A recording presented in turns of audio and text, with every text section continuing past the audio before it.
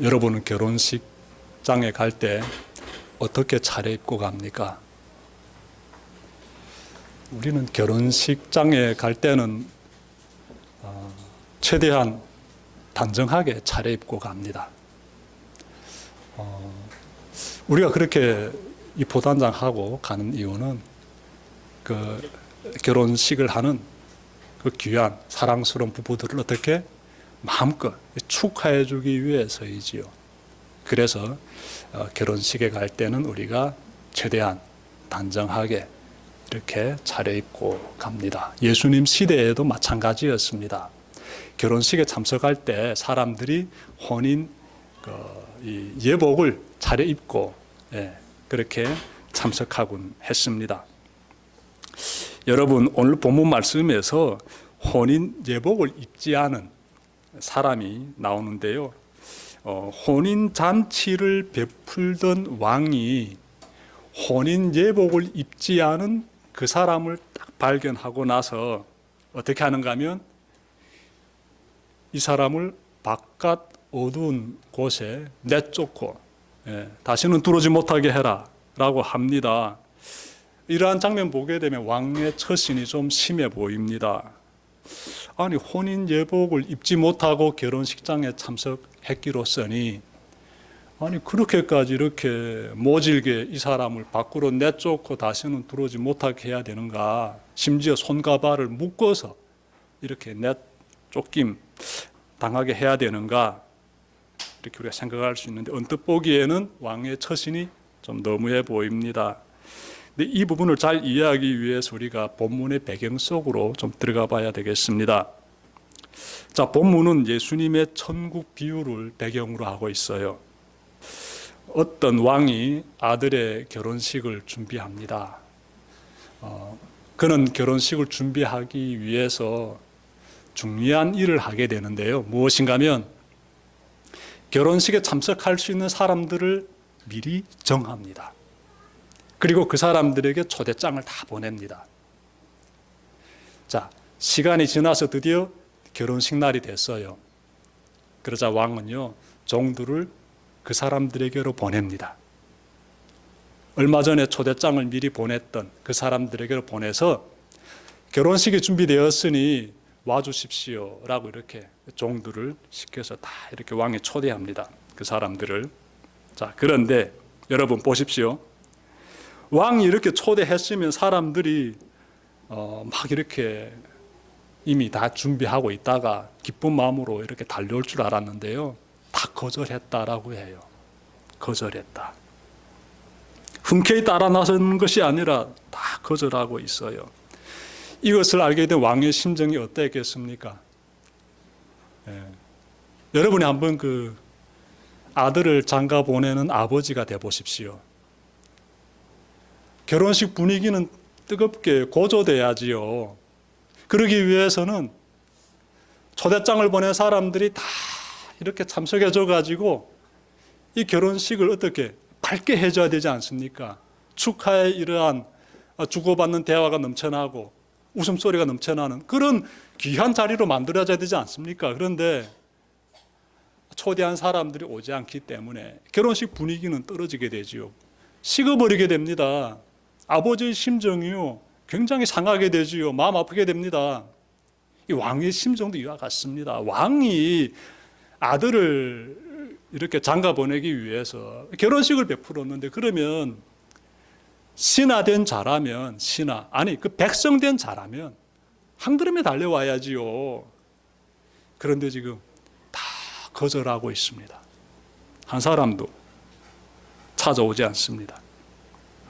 왕이 얼마나 화났겠습니까? 예수님이 이렇게 긴박한 상황으로 이야기를 전개하시자 청중은 아마 빠져들었을 거예요. 이제 사건이 어떻게 전개되지? 하고 예수님께서 이어서 어떤 말씀하실지 그들이 굉장히 귀를 기울이면서 집중해서 들었을 것입니다. 자, 예수님은요, 말씀을 이렇게 이어가시는데 이 왕이 화를 쏟아내기보다는 참습니다. 아주 멋있는 왕이지요. 참고 그 거절한 사람들에게 다시 종들을 보내서 이렇게 말합니다. 소와 살찐 짐승을 잡았고 잔치에 필요한 모든 것을 갖췄으니 혼인잔치에 오라고 이릅니다.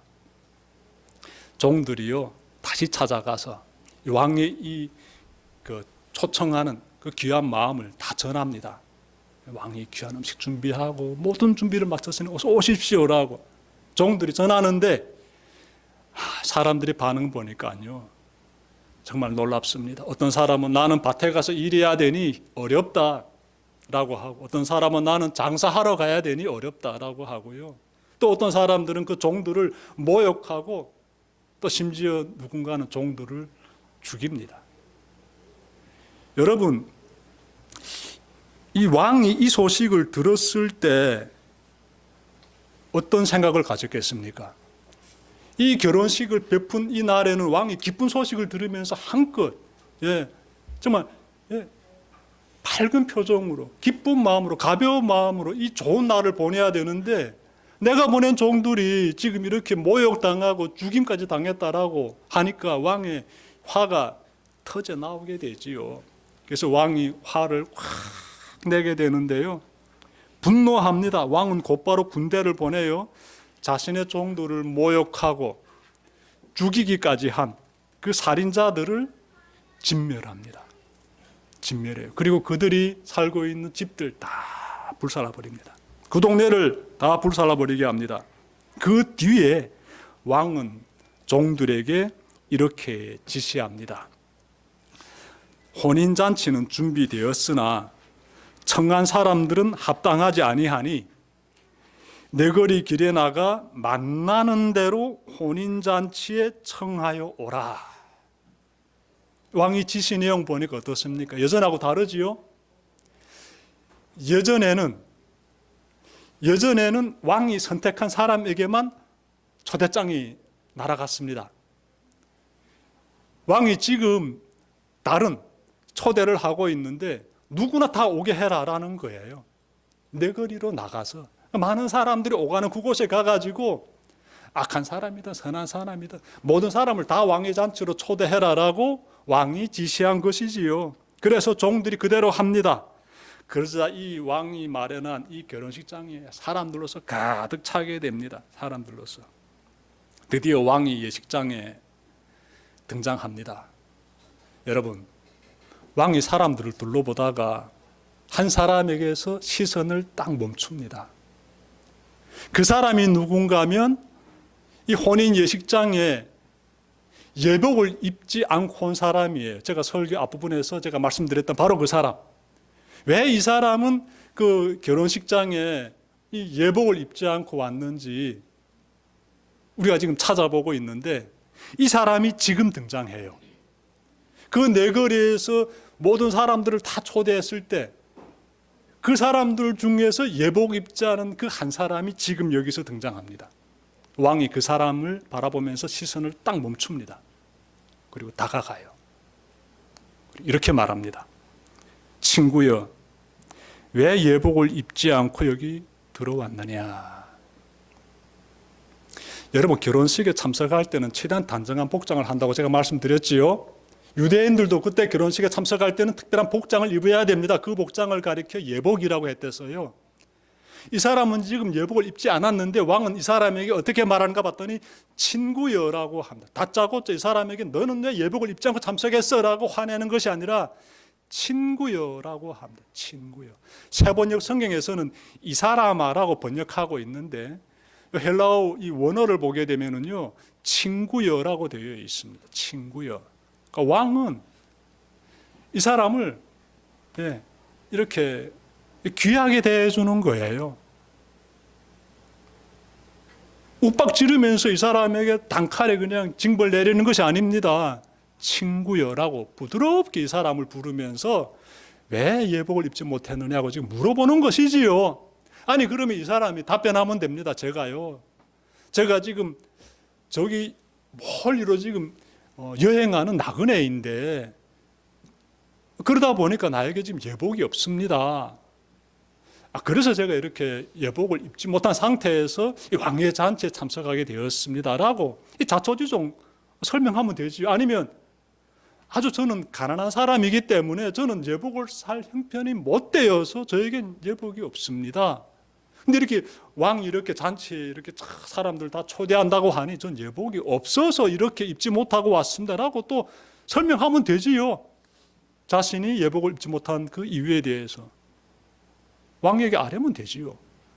근데 말씀 보십시오. 이 종이요, 예복을 입지 못한 이 사람이요, 아무 말도 하지 못합니다. 이 사람은 집에 예복이 있는 것이지요. 그런데 입지 않고 온 것입니다. 이것은 왕이 베푼 이 잔치에 대한 하나의 모욕적인 행위가 됩니다. 모욕적인 행위. 이런 행위는 참 좋은 모습이 아니에요. 왕을 경외하는 최소한의 예의조차 하고 싶지 않다는 자신의 의지를 지금 이렇게 표현하고 있는 것이에요. 그래서 입이 떡 얼어붙습니다. 변명 못하는 것이에요. 왕은 그의 생각을 확 꿰뚫어 보고요, 왕이 준엄한 심판을 내립니다. 그렇게 되어서 이 사람이 그 결혼식장에서 쫓김당하게 되고 바깥 어두운 곳에서 슬피 울면서 이를 갈게 되는 것이에요. 다시는 이 사람은 그 나라에 들어가지 못하게 되는 것입니다. 그래서 우리는 이해할 수가 있습니다. 왜 이 왕이 이 사람을 이처럼 가혹하게 징벌했는지 이해할 수가 있어요. 이 사람은 의도적으로 왕에게 모욕적인 그러한 행동을 취했던 것이지요. 그래서 왕이 그에 따른 징벌을 내린 것입니다. 여러분, 예수님의 비유는 여기서 끝나는데 우리가 예수님 비유를 보면서 세 부류의 사람들을 살펴볼 수 있어요. 세 부류의 사람들. 첫 번째 부류의 사람들은 왕의 초대를 거절한 사람들입니다. 어떤 사람들 여기에 들어갈까요? 왕의 초대에 거절한 사람들. 이들 중에는 어떤 사람들이 들어가는가 하면 예수님 비유 앞부분에서 등장했던 사람들이 다 들어가요. 왜냐하면 이들은요, 왕이 초대했을 때, 저는요, 바쁩니다. 저는 밭에 나가 일해야 돼요. 저는 장사해야 됩니다. 이런 사람들이 다 첫 부류에 들어가고요. 왕의 종들을 모욕하고 왕의 종들을 죽인 자들도 다 첫 부류에 들어갑니다.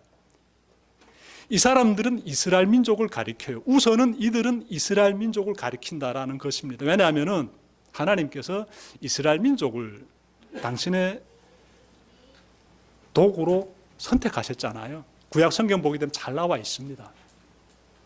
이스라엘 민족이 선택받아서 이 세상 가운데서 하나님의 위대하심을 드러내게 되는데, 그래서 이스라엘 민족을 가리켜서 선택받은 민족이다라고 하지요. 이 첫 부류의 사람들은 유대인들을 가리키고 있습니다. 이스라엘 민족을. 그런데 이들이 하나님의 선택받은 민족답게 살지 못했어요. 그들은 예수님 이전 시대를 보게 되면은 하나님이 보내신 선지자들을 모욕하고 그들의 말을 듣지도 않았으며 심지어 죽이기까지 했습니다. 구약 성경 보게 된 그 부분들이 나와 있어요. 자, 그리고 이 이스라엘 민족들을 보게 되면은요, 예수님을 어떻게 했습니까? 예수님을, 하나님 보내주신 그 예수님을 십자가에 못 박아 죽였잖아요.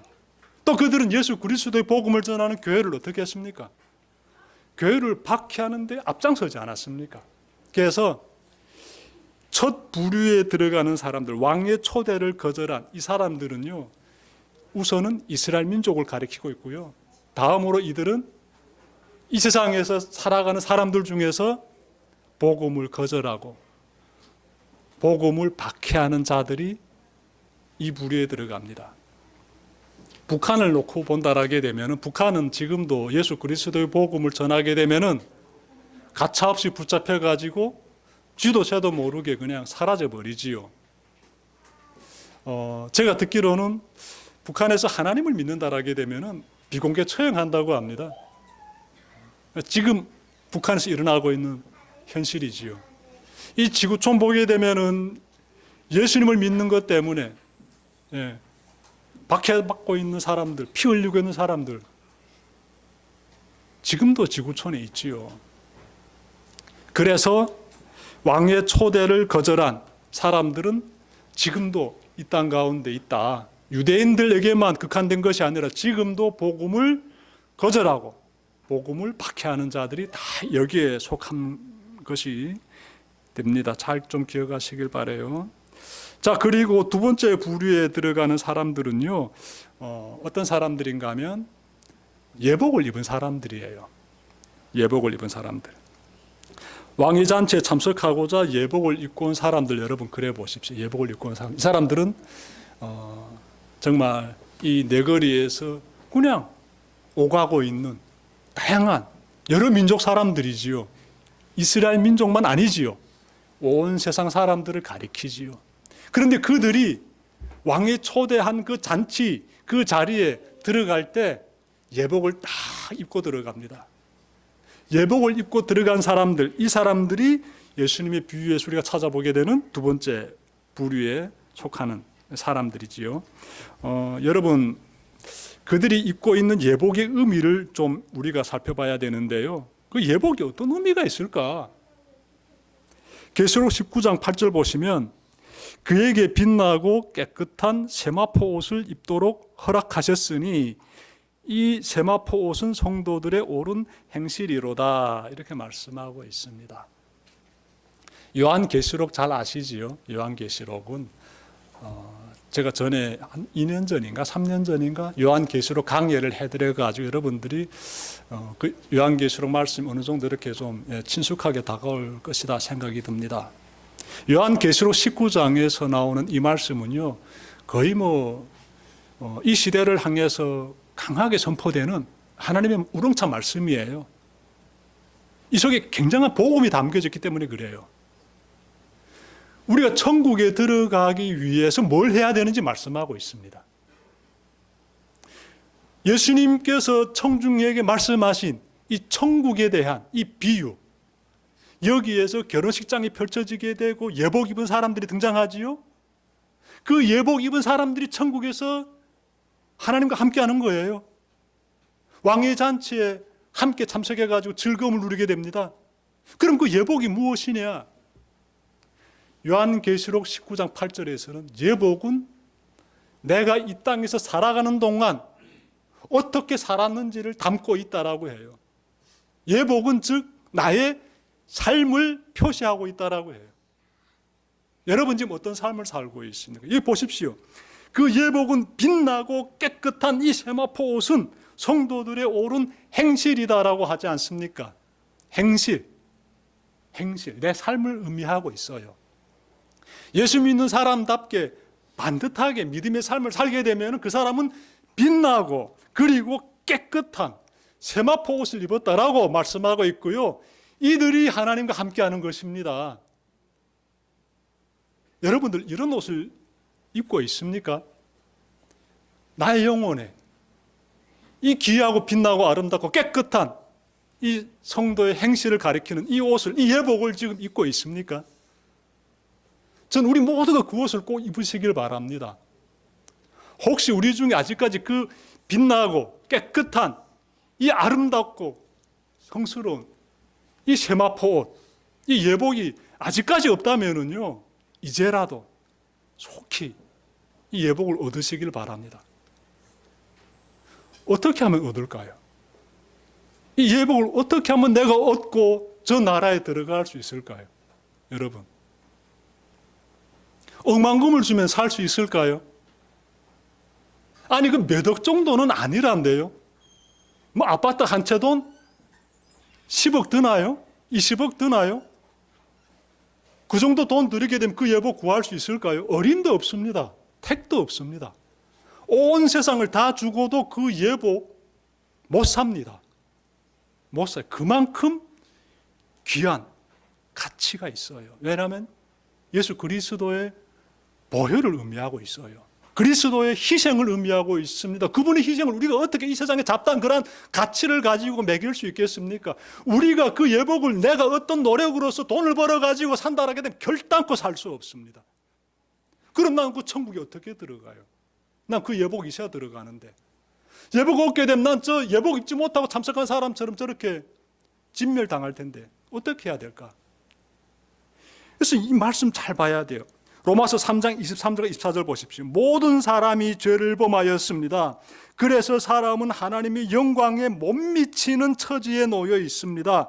그러나 사람은 그리스도 예수 안에서 얻는 구원으로 말미암아 하나님의 은혜로 값없이 의롭다는 선고를 받습니다. 우린 다 죄예요. 우린 다 죄악 덩어리 가운데 빠져 있어요. 우린 예복이 없어요. 그런데 우리가 하나님의 영광에 못 미치는 처지에 놓여 있는데 예수님을 우리가 믿음으로 말미암아 의롭게 되었다는 거예요. 값없이 의롭다는 선고를 받았습니다. 이때 이 앞에 보게 되면 하나님의 은혜로라고 딱 수식하고 있어요. 하나님의 은혜로. 은혜라 무엇인가 하면요, 선물이에요. 선물. 나는 그 귀한 예복을 살 수 없어요. 1100번 죽어도 나는 그 예복을 살 수가 없어요. 근데 하나님의 은혜로 내가 그 예복을 얻을 수 있어요. 믿으면 그 예복이 나에게 주어진다는 것이에요. 하나님께서 주신다는 것입니다. 그래서 믿음은 하나님께서 우리에게 주시는 귀한 정말 축복이고요. 그 가운데서 우리가 얻게 되는 것은요, 은혜의 선물, 저 예복입니다. 예복. 예수 잘 믿으시길 바랍니다. 그러면 예수 잘 믿는 사람이 그 예복을 입고 있는 사람이에요. 그리고 예수 잘 믿는 그 삶을 사는 사람은요, 하나님 앞에 올라가게 되는 것이에요. 주 앞에 서게 되는 것입니다.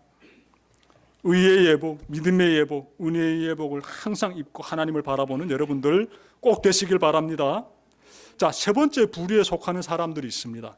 예수님 비유에서 세 번째로 찾아보게 되는 사람들 누군가 하면은 바로 예복을 입지 않은 사람이에요. 그 예복을 입지 않은 그 사람. 여러분, 이 사람을 보십시오. 이 사람은 왕이 큰 잔치를 베풀어 가지고 모든 사람을 초대한다는 소식을 들은 사람이에요. 왕이 잔치를 베풀고 있다, 이 소식을 접한 사람이에요. 다시 말씀드리면 복음을 접한 사람이에요. 그리고 그는요, 그 자리까지 찾아갔습니다. 안 갈 수도 있었는데 결혼식장까지 들어갔어요. 겉보기에는 하나님 믿는 사람 같지요. 복음을 접하고 움직이는 사람 같지요. 그런데 하나님 앞에 딱 서니까 이 사람이 뭘 지금 잊지 못하고 있습니까? 그 예복이 없는 것이죠. 이런 사람은 누구를 가리키고 있습니까? 어떤 부류의 사람들을 대표하고 있습니까? 교회에 이런 부류의 사람들 꽤 있습니다. 교회에 이런 부류의 사람들 꽤 있어요.